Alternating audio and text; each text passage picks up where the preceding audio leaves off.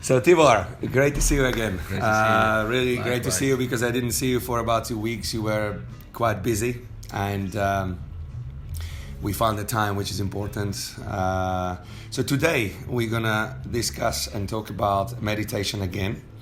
Last time it was me talking about the course. Today it's you talking about experience, talking about something what you've done already. So not just course, but you are actually practicing it, which I know, and I would like to know everything about it. Basically, your experience, your benefits from that, why you did it, and so on. So let's start with something like, how did you got to meditation? When did you first time came across meditation?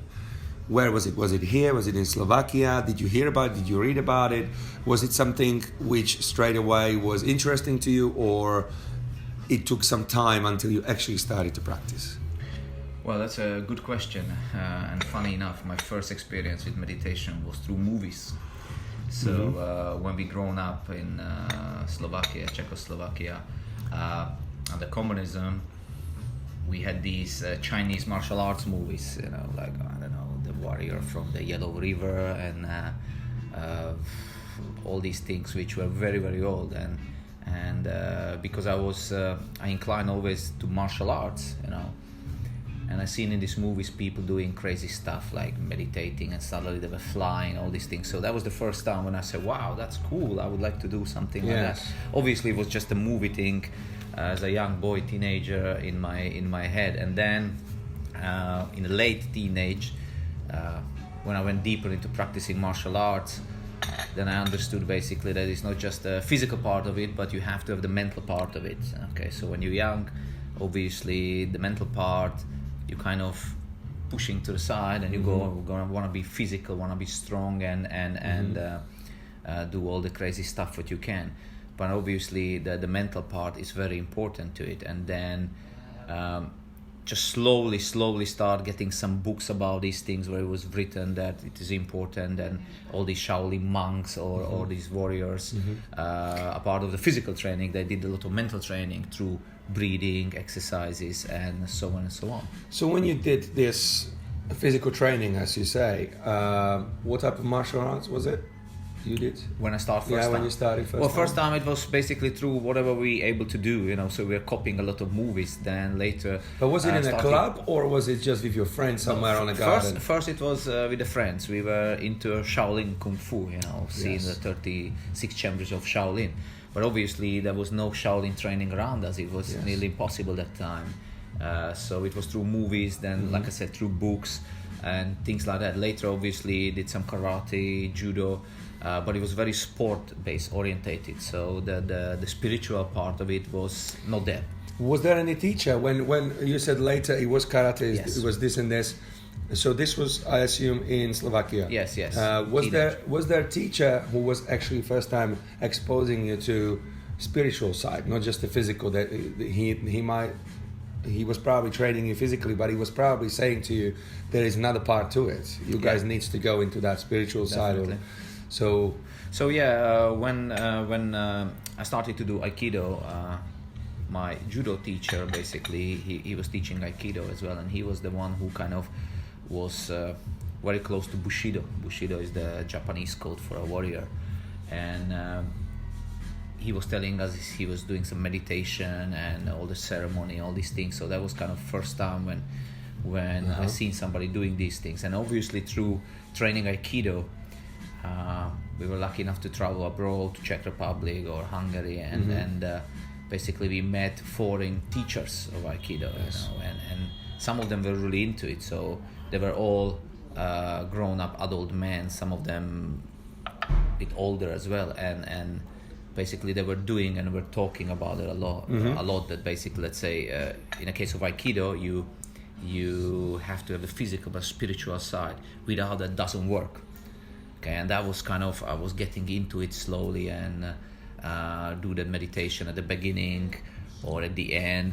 So how did you do at the start, the meditation? What type of meditation did you do first time? Well, I did a lot of mistakes, which I'm doing probably still now. But at the beginning, I wanted to just do everything like a pro, and it doesn't work with that. So obviously, you're trying.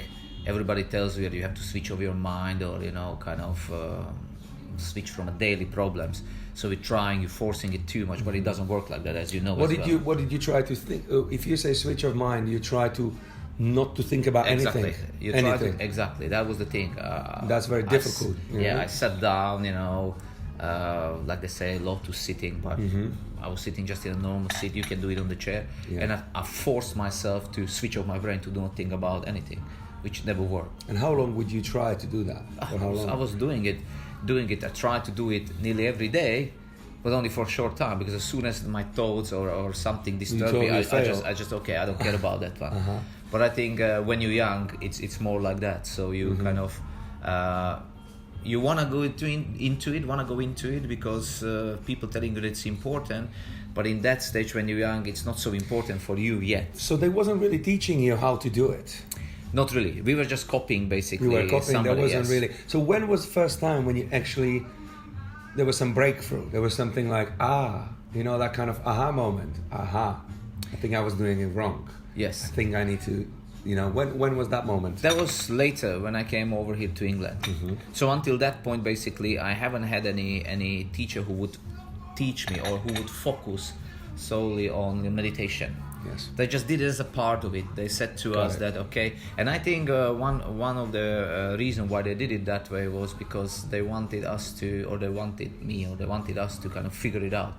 I think everybody has its own time for meditation. You can't prescribe. It's not uniform that we sit here and I say now, Kamil, let's meditate, and we're just gonna meditate suddenly and it's gonna happen. It doesn't work. So we are different, you and me and other people. So everybody needs a different time. So when I moved here to London, basically, I find a club who was doing a little bit of Taoist meditation, and I joined them, and they had like 9 stages of different levels of meditation, and how you can become actually not a shaman, but like a practitioner of the meditation, Taoist practitioner. How would you describe this Taoist meditation? Yeah, so you have different nation, different culture has its own spiritual thinking. So I've grown up in a very religious family, so Catholics, evangelics back home. But I personally never was really religious. I believe in Jesus and I went to church, but I wasn't very religious. Maybe the time of communism was one of the reasons. It was a bit kind of pushed behind, but my grandparents were very strongly. But I always felt that I'm spiritual. These two things are not the same. So yes. I always felt that there is something. There is basically a different power, or there must be something else than just us and a physical and meat and physical body. So basically, when I moved here, I always had this interest to do it. And as I was getting older and older, and I was getting deeper and deeper into martial arts, it kind of attracted me more. Plus, that time when I moved here, I was already a therapist, starting to do physical therapy, massages, and so on, and obviously through therapy as well, you understand that you need to cleanse your body. You need to basically be spiritual and so on. So when I moved here, I looked into the different type of meditation, where they came from, and Taoism was one of the closest to me, Buddhism and Taoism. So I read a lot of books or articles, mainly watch some videos. Taoism come from China. Where? China. So Taoism, basically, Tao mean the way. Okay, so Taoism or Taoism as well. Yes.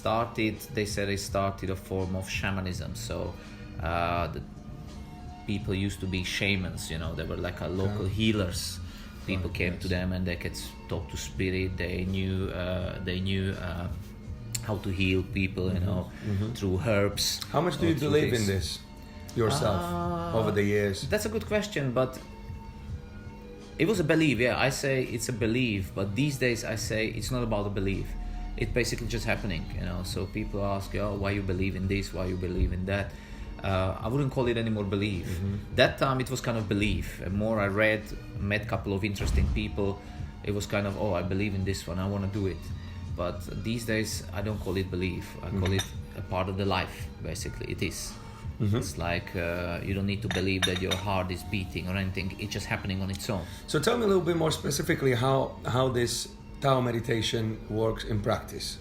What do you do, where you set yourself up, or how many times you do that, how long you do it, what is going through your mind, tell me a little bit specifics. So Taoism has a different type of meditation or different. Which one do you do? approach. Which one do you do, or which one is worth mentioning? So I'm doing the medical one kind of, which helped me to balance my body, my energy. So Taoism is very close. It's a foundation for Chinese medicine. Okay, so foundation for Chinese medicine, and Chinese medicine is all about free flow. Okay. So that's why my little company calls the urban free flow therapy. Yes. And basically Chinese has a saying that where there is pain, there is no free flow. Where there is free flow, there is no pain, basically. Yes. And the whole idea is that life is a constant flow of energy. Once the flow is obstructed or it's stopped, the life stops. Yes. Okay, and it's in everything, basically, everything. So the type of meditation I'm doing is the Qigong, and or a sitting meditation, basically, where I'm trying to start with a simple breathing, and then I'm picturing the organs in my body, and I'm picturing basically circling the breathing and the energy, the Qi in me. If you have any medical issue or problem, something hurting you, or your thoughts are basically stuck somewhere, because it doesn't need to be physical, it can be psychological as well. This is very important, that you don't stuck, you keep moving, you start circling everything in rotating in your body. So this is one of the ways. So the simplest way to describe is when I wake up in the morning, which is most of the time 5 o'clock. Yes. Okay, I make sure that the first half an hour I do a simple Qigong. Okay. So you do it half an hour? Yes, a simple Qigong. I fit within half an hour. So, and the Qigong includes some simple exercises which I gathered through the years, and my last teacher, Tai Chi teacher, taught me as well. So it's a form of exercise, and then come kind of meditation. So after I stop that exercises, I sit down. Okay, it's a sitting type of meditation. I don't sit on the floor. So first you do activity. Yes, it's activity. First is physical activity. So the blood flow starts moving, everything starts moving. Only then you sit down. That's it. And actually do the meditation. Yes. Why is that? Because even the physical activity it's a moving meditation. So if you do Tai Chi or a Qigong, it's a moving meditation. Okay. Do you have closed eyes? No, I don't close my eyes. So in this one.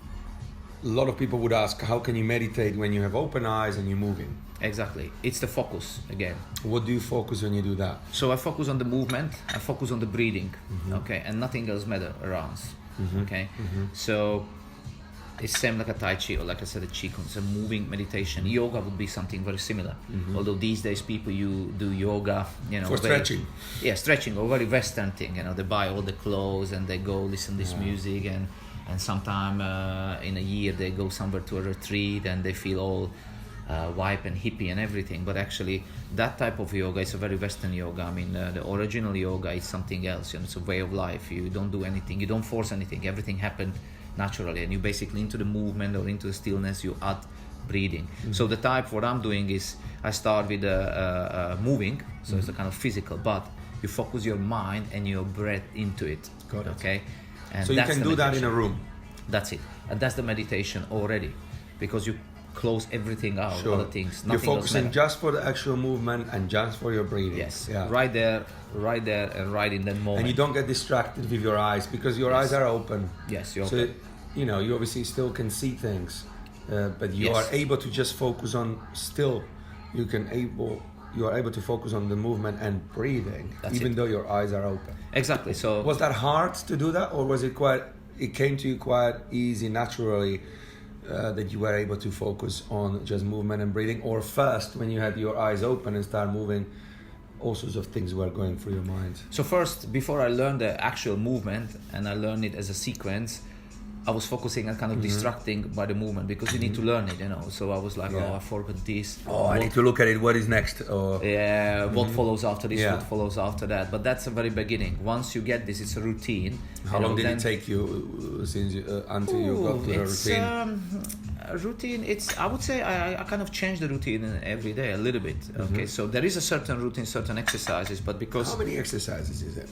I usually do around 6, 7, 8 exercises, basically. Again, these exercises are connected with a part of your body. Yes. So every exercise is focused, let's say, on the heart, on your liver, on your kidneys, on your So stomach. when you actually do the exercise, certain exercise, if it's connected to part, you know, now I'm doing this exercise which is connected with my heart.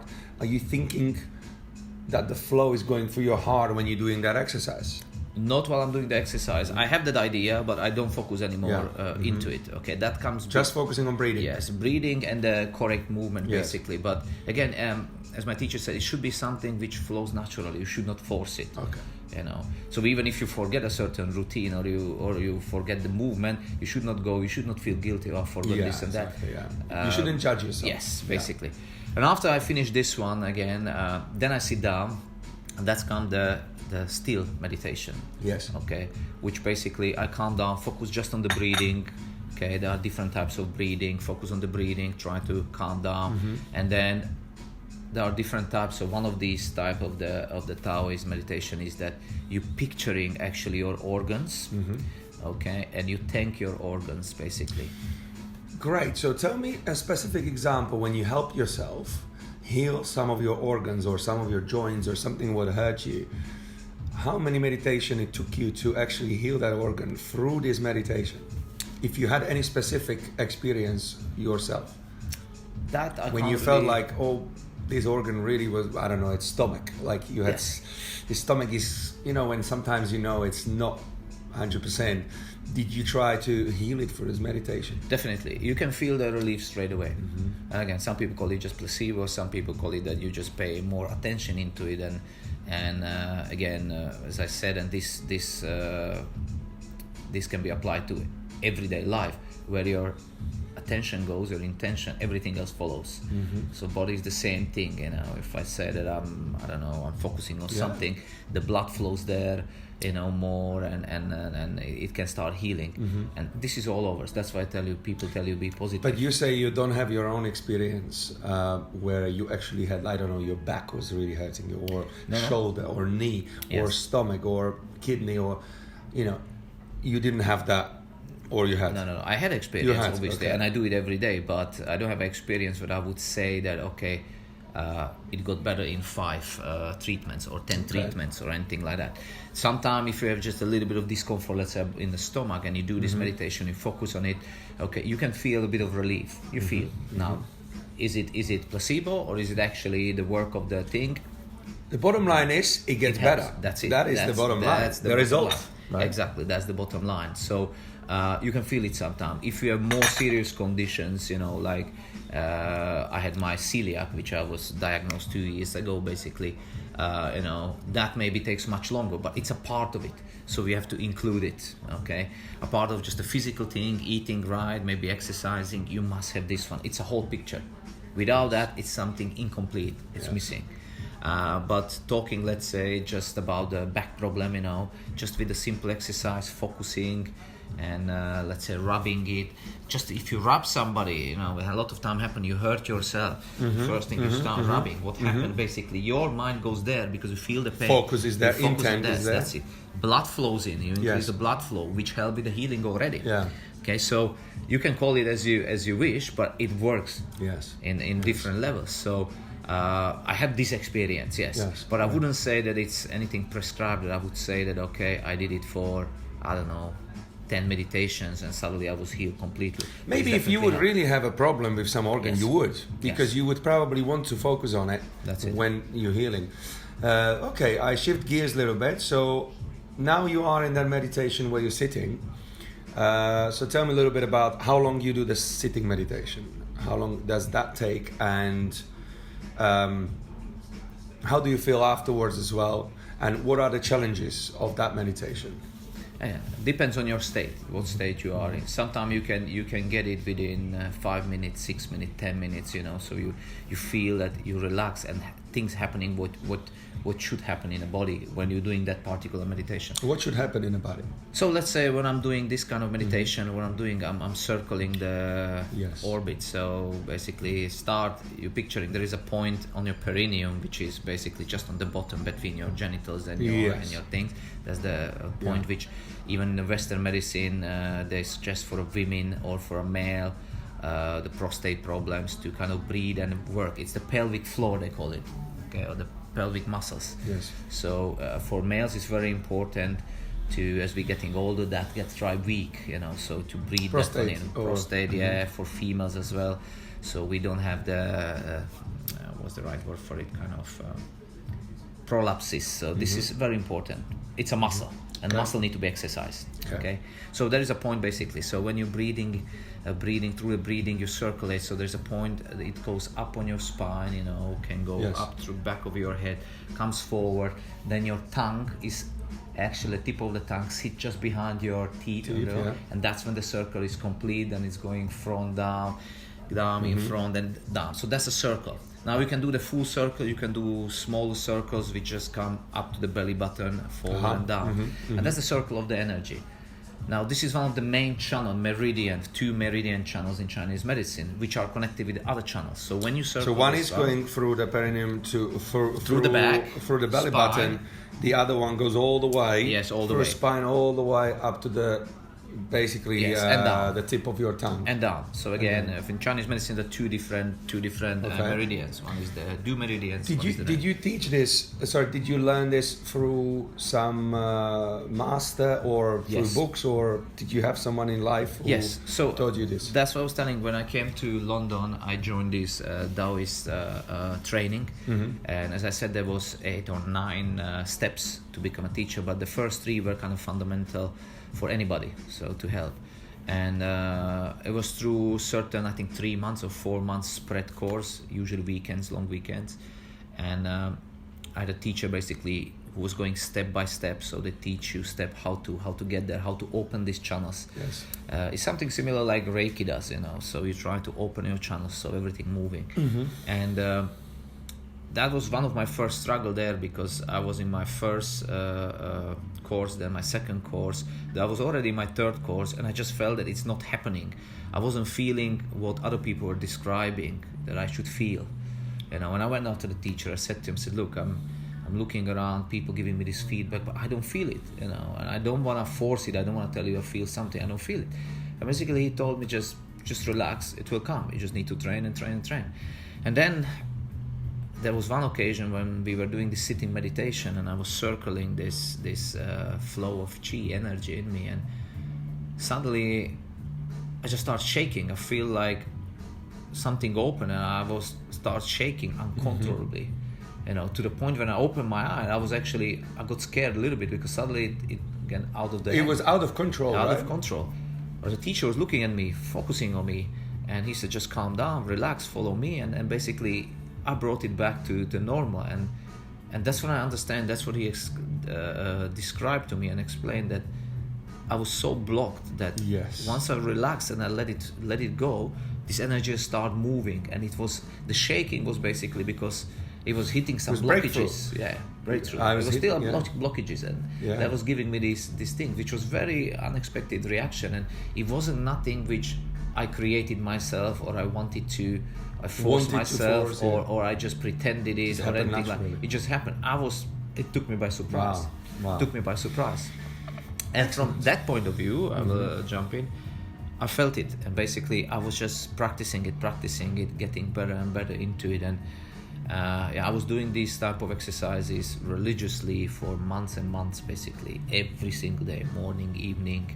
And the beauty of it is that you can do it anywhere. You could do it while you're sitting talking to me, or on public transport, but that need experience. Even while I'm talking to you. Yes. So am I focusing on you or am I focusing on my flow? Your flow, it kicks in, and basically How it happens. How can I focus on you? And it happens. It's like you're breathing. Are you focusing when you're talking to me? You're focusing on your breathing. No. It's what it is. Yeah. That's the ultimate meditation. Basically, things gonna happen when you train it a lot without actually you focusing on it. Did it happen to you? It happened to me. Yeah. I could do that one, and it's exactly like a breathing. You don't need to focus. Your body takes over. Basically, and meditation is something like that as well. Great. So, when you said you did it religiously for months, we're talking 3-4 months? Even more. 5 months, 6 months? Almost half a year? Yeah, something like that. Probably, yeah. So, surely you were doing it because you were feeling some benefits. You were encouraged because it helped you in some way. And you said you did it in the morning and in the evening, so That's twice a day, half an hour, roughly. Roughly. It was Yeah. always, Sometimes even maybe longer. It was always the activity before the sitting, right? Yeah. Or sometimes just sitting. Evening usually I just did sitting. I just do sitting. Yeah, because sitting meditation. I had It was activity all day. Yes, The exactly. morning you're kicking with activity. Yes. Then you have activity through the whole day. Just Got it. walking or doing things, physical things. Is there any difference because you want to calm down, or the meditation is the same? You just follow that flow. You have slightly different. So evening there is another type of meditation, basically where you through the breathing, making sounds. So this belief that every organ has a different frequency which it works on. So the easiest way again for people who don't understand is to look at the simple ECG, the heart. Okay, how they measure it? It's frequency. That's what. Every organ has a certain frequency. Okay. Cool. So we talked about quite a lot about this kind of specific meditation. Now I would like to talk about the benefits, because now you've done it religiously for 6 months. You've been doing it. Something break. Like you're kind of realizing that it's working. And really you had some moments. So, but tell me how it practically helped you in your life. How it changed the way how you look at life, how it really affected you on a daily basis. I was just balanced, and again, everybody said this one, but to describe it is the best way to describe what I mean under balance is that I didn't have any upside downs. Okay, so when I was doing it, and even the benefit after that, I felt so. Like imagine a line, sometimes you feel like sometimes you laugh or suddenly have a burst of some kind of happiness or something like that. And then you have other times when you're very down and nothing can cheer you up. So it's basically like this. Your mood can be like this very easily. I didn't have it. I was balanced. So I didn't have these high swings, spikes of craziness or happiness or anything. I was happy, but I was happy from inside. But same, I didn't have any downs. I didn't feel down. Things didn't bother me. I didn't think negatively. I didn't have any kind of anxious moments, thinking of what's going to happen in 1 hour in a meeting or at work. I went everywhere with open mind and kind of open heart, I think. And things were happening. So basically, I wasn't late anywhere. So even just on the tube, like sometime like this morning, I was running for my morning work and client. Basically, I look at the big sign, and so 1 minute the train. I was still just at the ticket hall, so I had to sprint down, like a crazy. I didn't have these moments. I got basically there. The next train is there in 3 minutes. I don't need to catch this one. I will. So everything was kind of nice and easy, and things were happening. Kind of things were happening. I think it's similar, like people talk law attraction, that if you kind of positive things come back to you positive. Although I'm a bit reluctant about these things, but it was something like that. Things were happening. People were somehow nice to me. Would you be able to even mention some specific things which kind of happened so people can relate to it? Nothing special. I think I don't have any kind of extra, but what I would say would is you get suddenly this client or this kind of job opportunity or opportunity showed up because you had that kind of appearance, you had that energy, the calm and stable energy that I would say attracted. I was quite successful financially. Things were happening. Kind of that was one thing. I was surrounded with nice people, so I haven't had any. I didn't get to any argument with anybody or anything like that. Everything was kind of very smooth. Like I think as the life should be. Sometimes I think one of the big problem these days, we want to achieve a lot of things, and we compare each other to other successes or other people's, or we have this kind of thing that we feel, oh, if I don't do something, that I don't get something out of it, things like that. And I wasn't in that state. I was in a state where I was doing what I loved. I was doing my daily routine, but everything was happening. It was fulfilling, very, very fulfilling. Okay, but I wouldn't say, I don't have any kind of magic story or anything like that. Probably things happen, but I don't remember it because it's yesterday's history, as they say. So, but it was a very good time in my life. Do you think people felt it around you? People felt, oh my God, Tibor is a little bit different. He is so calm. He's so happy. He's so content. People. I think so. Did they notice? Did they tell you? I think so. Because obviously you get a little complaint. Oh, you look good, or it's good. Did to you be get it around from you. the opposite sex? Because obviously you are a straight man. Did you get it from women? Did you see that they perhaps even looked at you slightly differently, be more attractive, more easier? Probably. I don't remember in this sense anybody would give some kind of extra compliment, maybe, but I don't remember it. But I never complained. I wasn't short of opposite sex connections. Yeah. So most likely. I mean, people like to be around people who are happy, positive, smiling. Yeah. Because and people feel, right? People feel things. It's energy. Sometimes it's not that you have to smile all the time or you have to talk how happy you are, but just the presence. Exactly. Often the energy which comes from you. You can be just calm, sitting there with no facial expressions, but people perhaps feel the energy that Tibor is just so in a happy place. Exactly. In a. Exactly. Okay, that's great. What other benefits would you say you had? So you obviously mentioned the balance. What about sleep? What about energy levels? What about clarity? What about decision making? Yes. That's what it go hand by hand. So when I said that I was kind of balanced and things were happening, it's exactly everything what you mentioned. Decision, you make the right decision. Okay, I think I didn't have a bad decision that time. But again, I didn't strive to make a very good decisions. I was just going with the flow, and things were happening the way which suited me in that time. So health-wise, I was healthy. I was okay. I didn't have any. I don't remember any injuries or anything like that. So everything was just positive. Sleeping was good, although I never had a problem with sleeping. These days it's maybe the shortness of sleep. I should sleep more, but I never had any problem with that one. It was.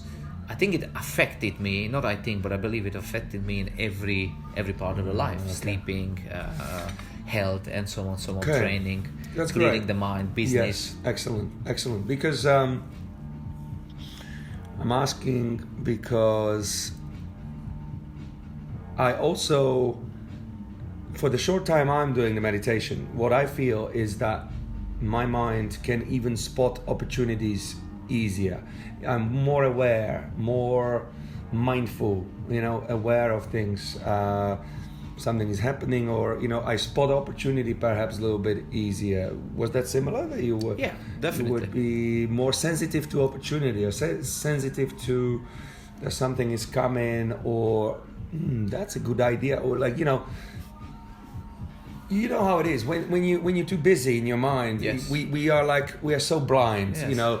Someone is even telling you, Tibor, you didn't spot it, like this guy is trying to make a connection with you, and you were talking about something completely else or about yourself, so you were not aware of that. But when you are in a great state, you're probably aware that the person is trying to connect, the person trying to, or is asking for help, or you know what I mean, Definitely, you are way right. more connected to people, connected to situations. What was that? Definitely. Mm-hmm. That works. Again, we go back to energy. Everything is energy. Everything is energy. Talking me and you here, you have a certain energy, I have a certain energy. If you become angry, that's a certain energy. If your tone of voice change, that's a certain energy. Okay, and like you said, through the meditation, you become more sensible to this. You can feel it, and you can like you said, spot the opportunity. Okay. The other thing is, what you do with that opportunity. Do you strive to get a new opportunity, or you're just okay as you are? Just let it go. Let it go. You might let go. You might spot it. Yeah, let go. It's not for you. Exactly. So, but it all has the benefits. And if you go to any meditation, basically courses, or you read anything, so one of the first page is always what you get out of it, and you have all these mentioned, better sleep, better decision making, I don't know, with your partner, the connection is better, and all these things. It's all there because they are the catchers, but you can't. I think it just happened together. You can't pinpoint, I'm just gonna get this, or I'm just aiming for this. It will happen all together, basically. Yes, nice. Why did you finish?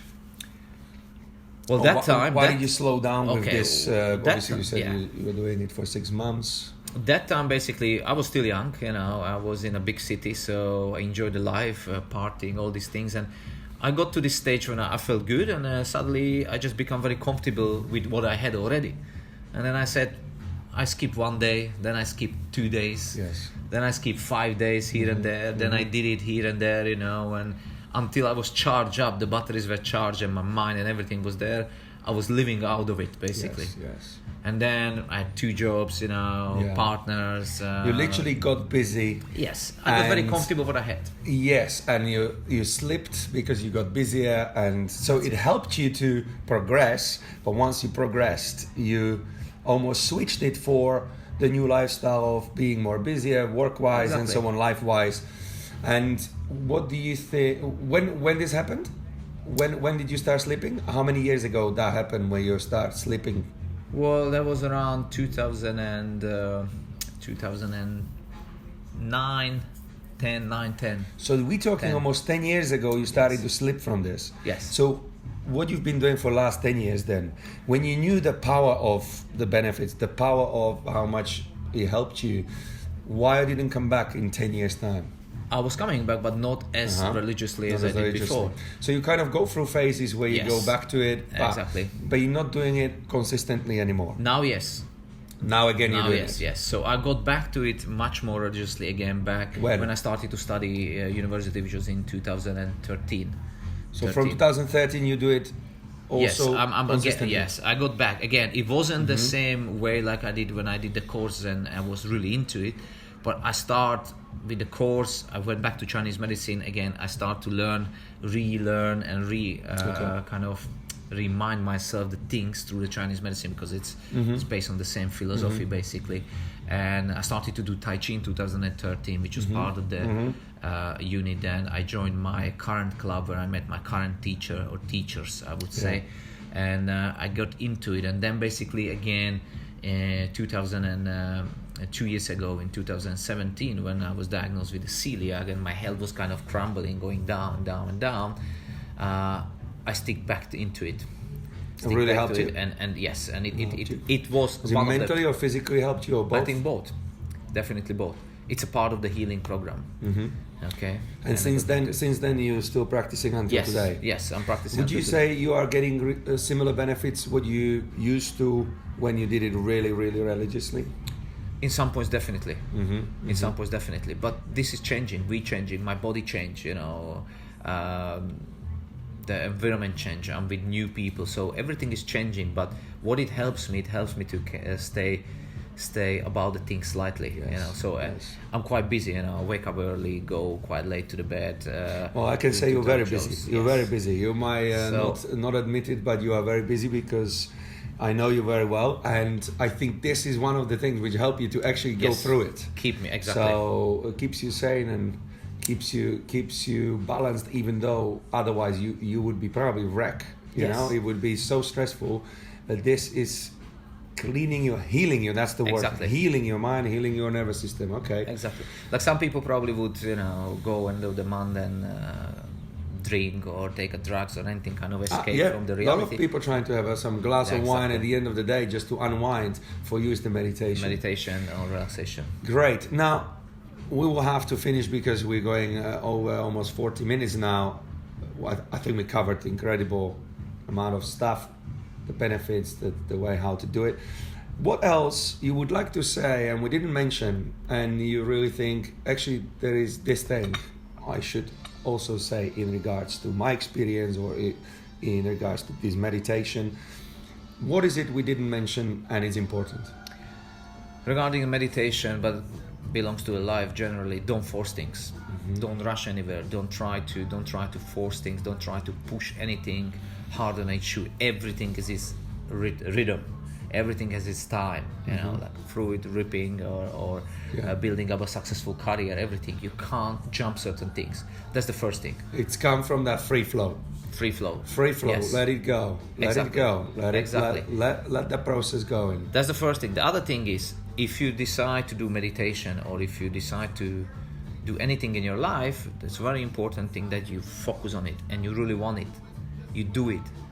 And don't think about, at the beginning at least, don't think about the benefits, what I get out from it, or if I do this, what I get back, or this and this. Don't think, because that's a big mistake. But do you agree that people would go into it because of the benefits? Definitely. Because otherwise, because you are investing your time. Yes. You know, and we leading the busy times, especially here in London, but also anywhere else.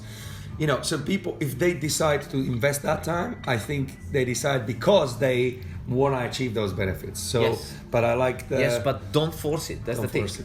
You can't, if you take the list of it and let's say you're searching for happiness, you start meditating. And it's not coming after 2 weeks. Exactly. That doesn't mean to stop it, right? You can't be, I want to be happy, come on, and it's not happening. But that's the problem, okay? Too much expectation. Exactly. That's the problem, okay? So expectation is a very good example for this one. And it's in a life as well.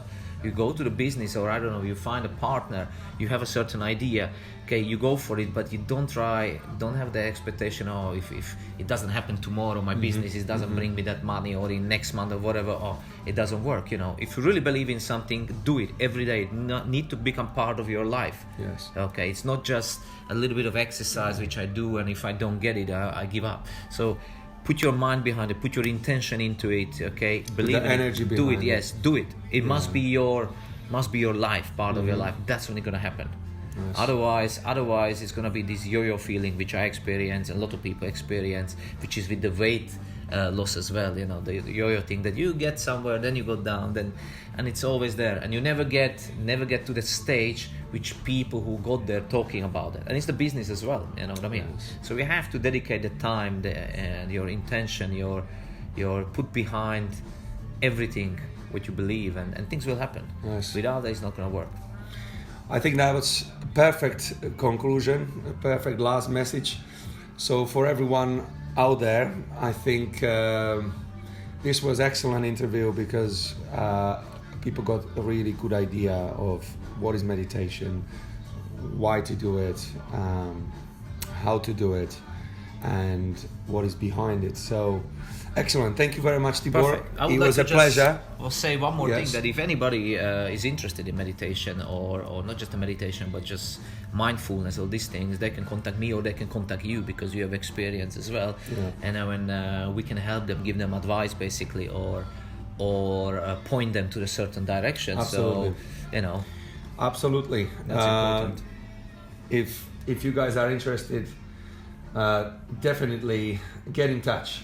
Get in touch. There will be a link, or there will be a contact. So definitely get in touch with us. We are very happy to share our experiences and help you out. Because it's always hardest at the start. Always it's the hardest at the start. And you have to bear that in mind. The beginnings are hard. It only gets easier as we're doing things. So get in touch. And again, thank you very much, Tibor. It was a pleasure. It was a pleasure.